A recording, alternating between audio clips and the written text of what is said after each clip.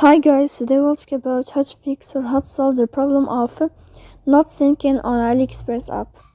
To know how to fix or how to solve the problem of not syncing on AliExpress app, you should just go to settings. Here you can click on apps, default apps, app settings. Then you will enter to the window of AliExpress.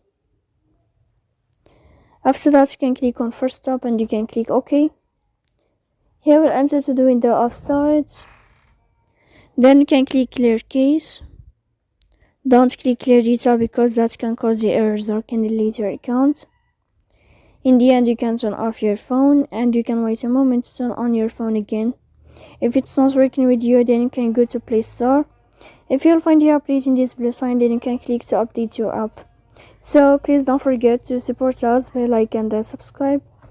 See you next time in another video, and thank you for watching.